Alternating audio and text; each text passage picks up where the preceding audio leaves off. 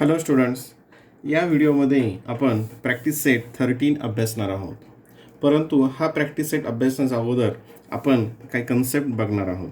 पहिला आहे रेसिप्रोकल्स किंवा त्याला दुसरा शब्द आहे मल्टिप्लिकेटिव्ह इन्व्हर्स. आता रेसिप्रोकल किंवा मल्टिप्लिकेटिव्ह इन्व्हर्स याचा अर्थ काय होतो तो बघूयात. त्याची डेफिनेशन काय आहे. Wien the product of any two number is 1, जेव्हा कोणत्याही दोन संख्यांचा गुणाकार हा 1 येतो, each of the numbers is the multiplicative inverse or reciprocal of each other. मग तेव्हा त्या संख्यांना एकमेकांच्या रेसिप्रोकल्स किंवा मल्टिप्लिकेटिव्ह इन्व्हर्स असं म्हणतात. म्हणजे अशा दोन संख्या की ज्यांचा मल्टिप्लिकेशन हा काय आहे 1 आहे, अशा दोन संख्या की ज्यांचा गुणाकार हा 1 आहे. आता अशा संख्या कोणत्या येतील, आता उदाहरण बघूयात आपण. समजा 2/5 ही एक नंबर आहे, 2/5, आणि दुसरी एक नंबर आहे 5/2, दुसरी आहे नंबर 5/2. आता ह्या दोघांचा मल्टिप्लिकेशन किती होतो ते आपण बघूयात. इक्वल्स टू, आता मागच्या व्हिडिओमध्ये तुम्ही हा मल्टिप्लिकेशन कसा करायचा हे अभ्यासलेला आहे. असा मल्टिप्लिकेशन असेल, त्यांचा प्रोडक्ट असेल तर न्यूमरेटरचा प्रोडक्ट हा न्यूमरेटरला असतो आणि डिनॉमिनेटरचा प्रोडक्ट हा डिनॉमिनेटरला असतो. मग 2 × 5 आणि खाली 5 × 2 इक्वल्स टू 2 5 जा 10 अपॉन 5 2 जा 10. 10/10 याचा अर्थ काय होतो, 10 डिवायडेड बाय 10. हे तुम्ही अभ्यासलेले, म्हणजे 10 वरच्या संख्येला खालच्या संख्येने डिवाइड केलं आणि 10 ने 10ला डिवाइड केलं तर उत्तर काय येतं 1. उत्तर काय येतं 1. म्हणजे 2/5 आणि 5/2 they are multiplicative inverse of each other. म्हणजे हे एकमेकांच्या काय आहेत मल्टिप्लिकेटिव्ह इन्व्हर्स किंवा रेसिप्रोकल. म्हणजे 2/5चा रेसिप्रोकल काय आला 5/2. ठीक आहे. तर दुसरं उदाहरण, आता फक्त तुम्ही रेसिप्रोकल येतं आपण बघूयात. मग 6/7 असेल तर याचा रेसिप्रोकल किती असेल किंवा मल्टिप्लिकेटिव्ह इन्व्हर्स किती असेल 6/7चा. तर याचा आपण उलट करूयात, म्हणजे 7/6 काय असेल त्याचा रेसिप्रोकल 7/6. तर दुसरं असं उदाहरण 8 असेल तर 8चा रेसिप्रोकल काय असेल. आता 8ला आपण कसं लिहू शकतो 8/1 काय लिहितो 8/1 राईट. मग याचा रेसिप्रोकल काय असेल 8/1चा 1/8 काय असेल 1/8. लक्षात आहे का. आता शेवटचं उदाहरण घेऊयात. 1/9 याचा रेसिप्रोकल काय असेल 9/1 आणि 9/1 म्हणजेच काय 9. 9/1 म्हणजेच काय 9. म्हणजे 1/9चा रेसिप्रोकल काय आहे 9 आणि 8चा रेसिप्रोकल काय येतो 1/8. हे दोन महत्त्वाचे उदाहरणे हे समजून घ्या. हे तर लक्षात येतं, जे न्यूमरेटर आणि डिनॉमिनेटर आहे ते लगेच लक्षात येतं.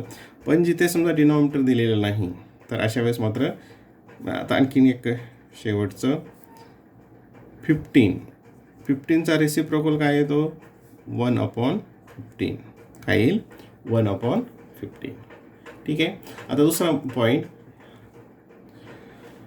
Division of fractions. आता फ्रॅक्शनचं डिव्हिजन कसं करायचं तर to divide a number by a fraction. एखादी नंबर असेल आणि त्याला एखाद्या फ्रॅक्शननं ह्या अपूर्णांकानं जर डिव्हाइड करायचं असेल तर काय करायचं to multiply it by the reciprocal of the fraction. म्हणजे त्याच्या रेसिप्रोकलनी त्याला मल्टिप्लिकेशन करायचं.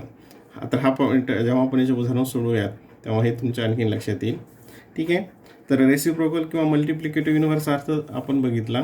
आणि डिव्हिजन ऑफ फ्रॅक्शन्स, डिव्हिजन करत असताना पहिला जो फ्रॅक्शन जो तसा लिहायचा आणि डिव्हिजनच्या ऐवजी मल्टिप्लिकेशनचं साईन लिहायचं आणि दुसरा जो फ्रॅक्शन असेल त्याचा रेसिप्रोकल लिहायचा.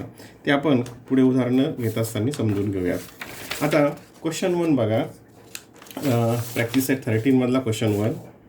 Write the reciprocals of the following numbers. आता या नंबरचे रेसिप्रोकल्स लिहायचे आहेत. म्हणजेच काय, अशी कोणती संख्या आहे की ज्याचा आणि 7चा मल्टिप्लिकेशन हा 1 येतो राईट. तर काय येईल मग याचा डिनॉमिनेटर काय आहे या ठिकाणी 1 आहे. म्हणजे याचा रेसिप्रोकल काय असेल 1/7. काय असेल याचं रेसिप्रोकल 1/7. 11/3 याचा रेसिप्रोकल काय असेल मग 11/3चा. तर हे न्यूमरेटर जे ते डिनॉमिनेटर होईल आणि डिनॉमिनेटर आहे ते न्यूमरेटर होईल. म्हणजे तो असेल 3/11.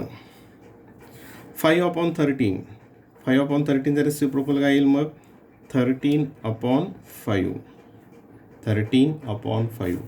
2 परत याच्यासारखंच एक्झाम्पल आहे.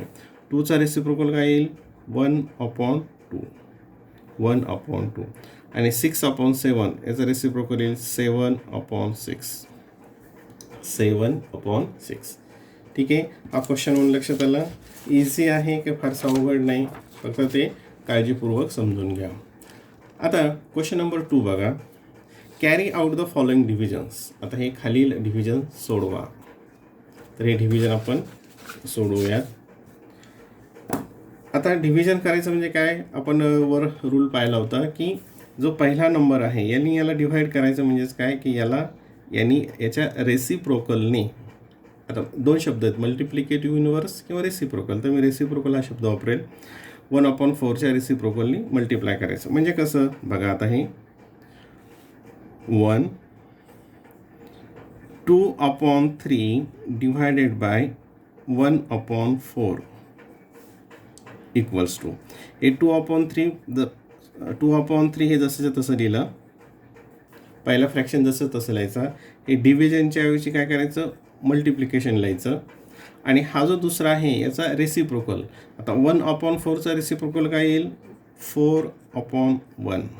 काय येईल 4/1. आणि हा जो मल्टिप्लिकेशन आहे हा आपण मागच्या प्रॅक्टिस सेटमध्ये अभ्यासलेला आहे. काय असेल याचं मल्टिप्लिकेशन, न्यूमरेटरचा मल्टिप्लिकेशन प्रोडक्ट न्यूमरेटरला म्हणजे 2 × 4 आणि डिनॉमिनेटरचा डिनॉमिनेटरला 3 × 1 इक्वल्स टू 2 4 जा 8, 3 1 जा 3, 8/3. काय येईल तिचं 8/3. ठीक आहे. क्वेश्चन नंबर 2 दुसरं उदाहरण.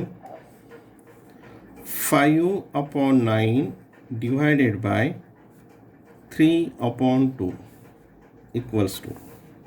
तर पहिली स्टेप काय की पहिला जो फ्रॅक्शन आहे तो जसाच्या तसा लिहिला. हे 5/9 हे जसं तसं लिहिलं. हे डिव्हिजनच्या ऐवजी काय करायचं इथं मल्टिप्लिकेशनचं साईन दिलं. आणि हा जो दुसरा फ्रॅक्शन आहे त्याचा रेसिप्रोकल घेतला आहे. आणि 3/2 याचा रेसिप्रोकल काय येईल 2/3. उलट होईल.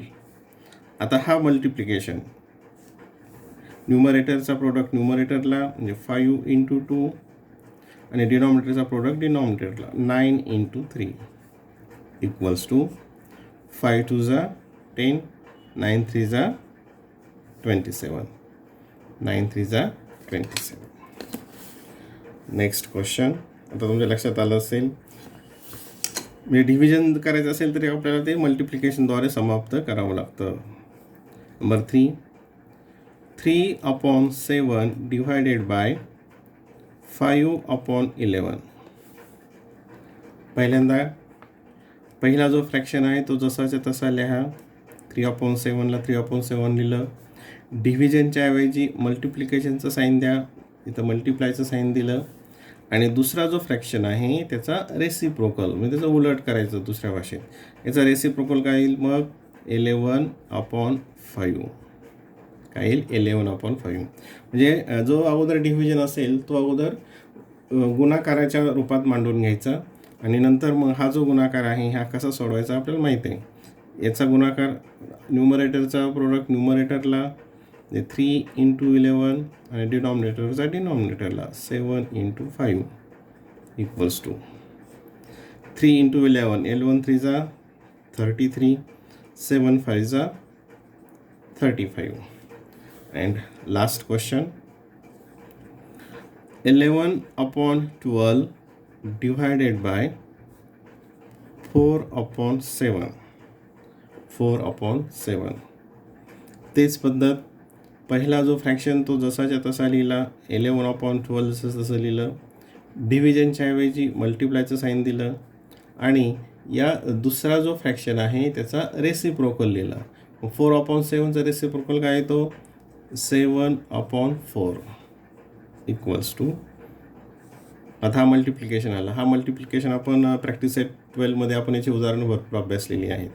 याचा प्रोडक्ट करायचं मल्टिप्लिकेशन प्रोडक्ट काय येईल 11 × 7 इथं न्यूमरेटरला 12 इंटू 4 डिनॉमिनेटरला, म्हणजेच 11 7 जा 77, 12 4 जा 48, 12 4 जा 48.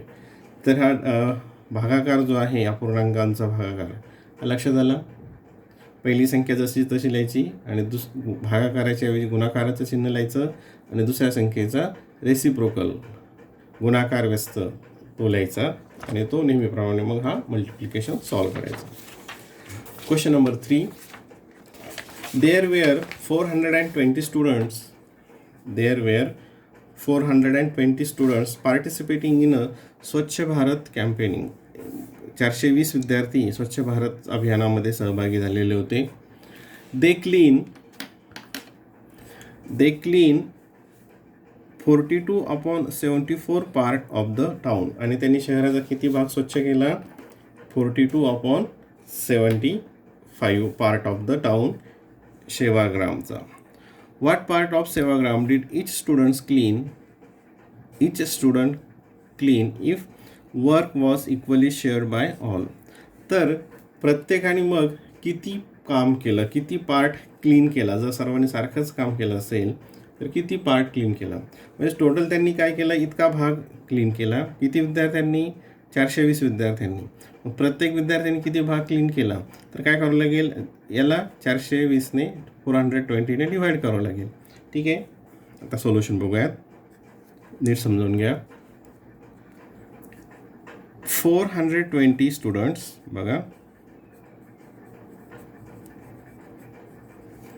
क्लीन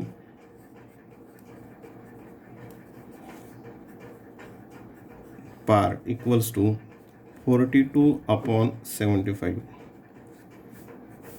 इतका पार्ट किंवा हे पार्ट शब्द इकडे clean 42/75 part of the town, part of town Sevagram. मग 420 स्टुडंटने इतका पार्ट क्लीन केला. तर मग इच म्हणजे काय? एक, प्रत्येकी. इचचा अर्थ होतो 1. इचचा अर्थ काय होतो? 1. 1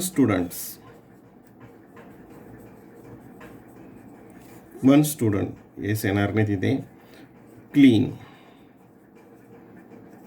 आता हे युनिटरी मेथडमध्ये युनिटरी मेथडमध्ये तुम्ही शिकलेला आहात. अनेकावरून एकाची किंमत काढायची असेल तर काय करतात? डिव्हिजन करतात.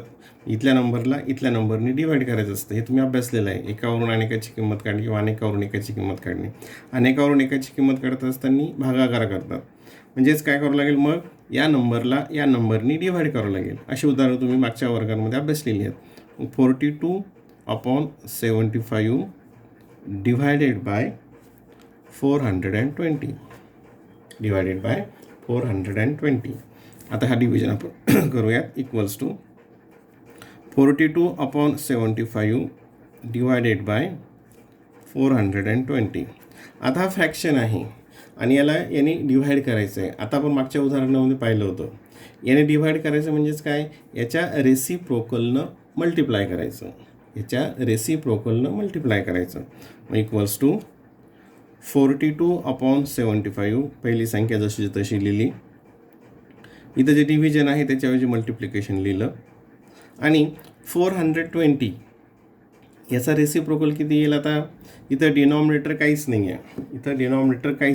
म्हणजे या ठिकाणी काय असतं? इथं लिहिलेलं नाही. म्हणजे इथं डिनॉमिनेटर काय असेल? 1 असेल.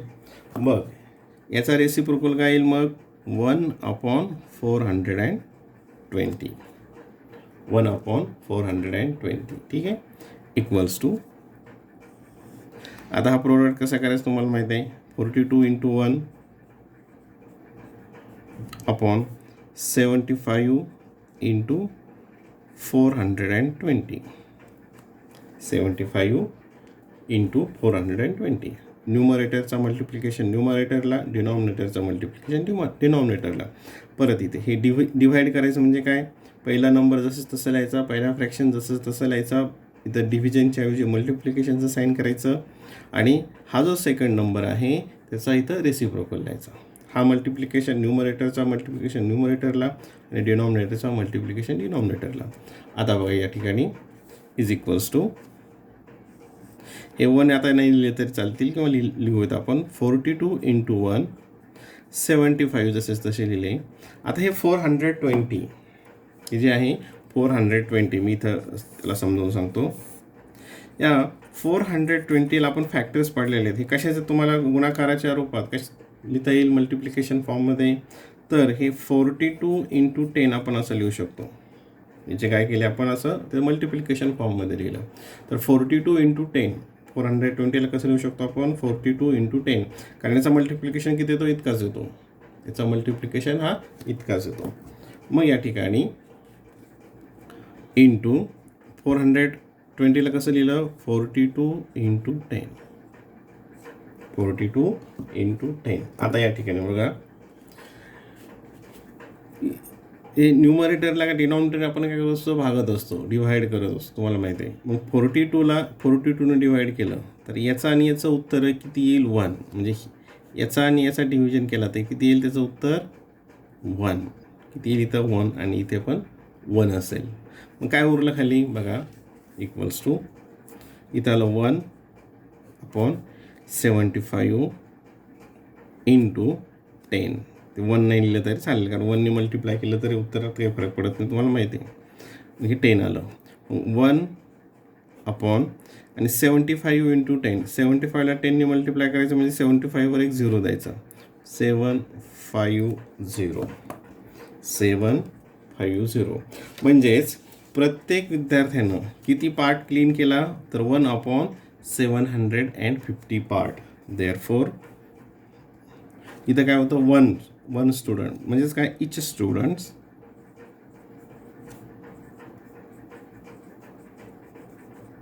Clean 1/750 part of town. शहराचा TOWN शहराचा 1/750 पार्ट प्रत्येक विद्यार्थ्याने तो काय केला क्लीन केला. लक्षात आलं.